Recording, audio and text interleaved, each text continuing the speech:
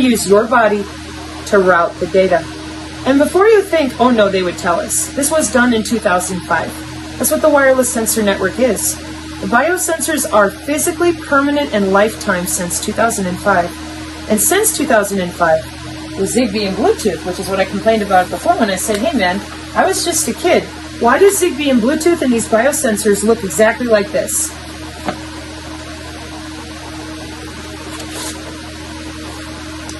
Because that's how it works. The International Standards for Electronics and Electrical Engineering uses a wide body area network, an 802.15.6 electronic standards for wireless working group, wide body area network, 802.15.6, and these are the 4 circles of their technical writing of what they're able to do through your body. And as always, we should have no more paraplegics and everything. They can make your hands move. They monitor your muscle tissue density. They can make you talk. They can, and they do right now. They monitor all these things wirelessly. How is that possible if your body needs a wearable? Or are they using your router? Or are they using your switch? As in, well, are they using your router? Or are they using something else? I wanted to know, so I figured it out. With the newest cybersecurity here with the Stryker, and she has to be machine to machine, just like the AI symposium at the DID said. The problem is that autonomy is an MQ9 tethered to your DNA.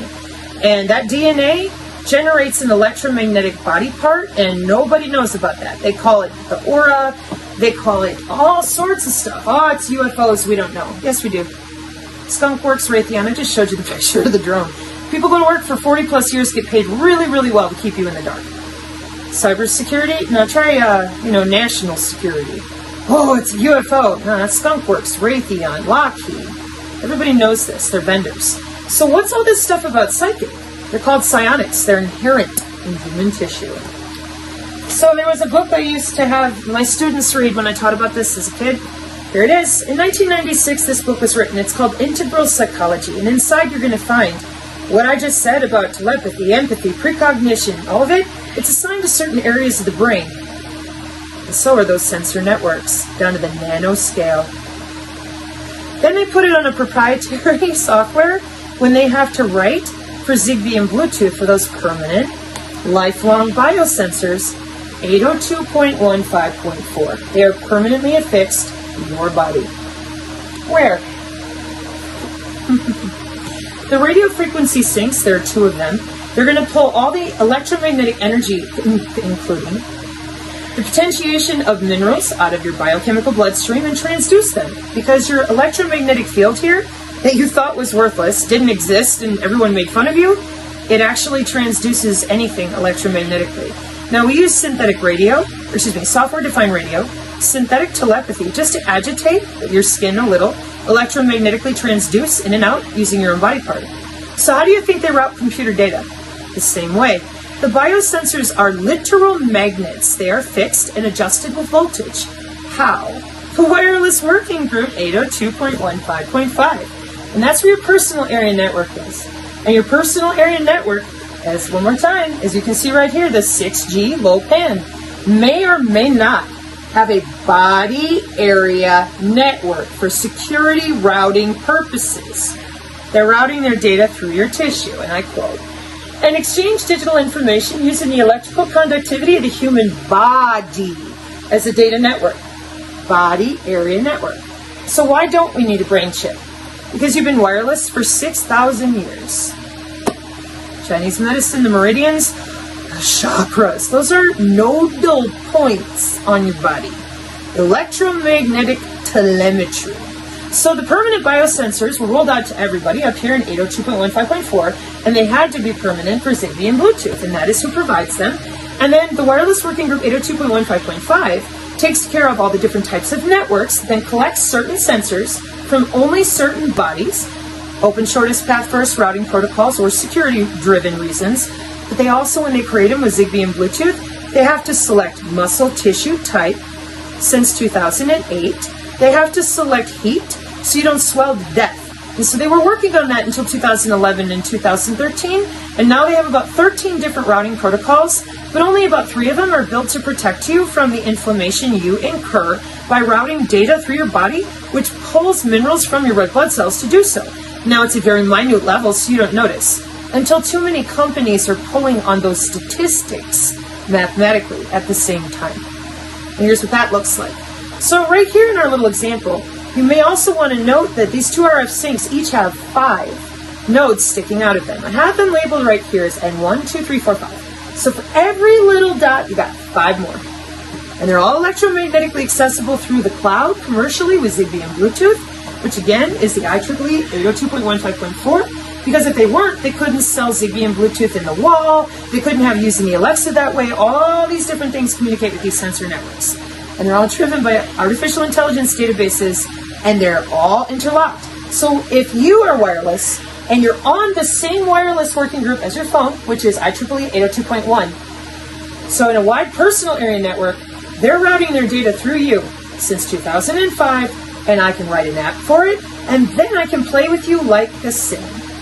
Because these here are accessible since 2005. You think people haven't had enough time to buy synthetic telepathy wearables? It's all written. And if you didn't know how, writing an app is not hard. And they GitHub style it up with something called Structured Query Language Hive. What's SQL? It's a backend of Microsoft Apache and WordPress. And SQL Hive is the Hadoop loop style. So these people in the 90s, before this was rolled out in 2005, and by these people I mean my parents, Secret Squirrels, Secret Law Enforcement, all this stuff, for who again? Space Force, yep, since 1969, Signals Intelligence, etc. Okay, so they have something called brain-brain interface, a synthetic telepathy, and it's frequency-driven, peer-to-peer. Yeah, and they put on a helmet at their desk and they can cruise right through human tissue. Again, these things are monitored in real time. Now, as if that wasn't bad enough, they also have you by all the collection databases that you see listed here. CATV, all of your census stuff, radar, Doppler, and then the dirt boxes fly above your head and they communicate with the Stingray software, which is written for individual sheriff's departments depending on what type of databases they pay to subscribe to. So what you end up with is, here's 3 bodies walking along the road. Here's 2 bodies in a house.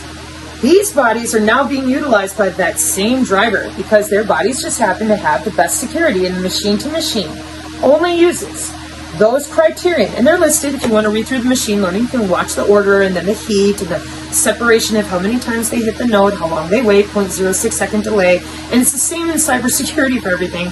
Hello, goodbye, intermittent wait state. And if you know anything about data hacking with packets for real and not just the software-defined enterprise cloud stuff, meaning you're mainly using software, I mean like the hardware side, they pull the whole packet apart down to the physical MAC address layer of your body.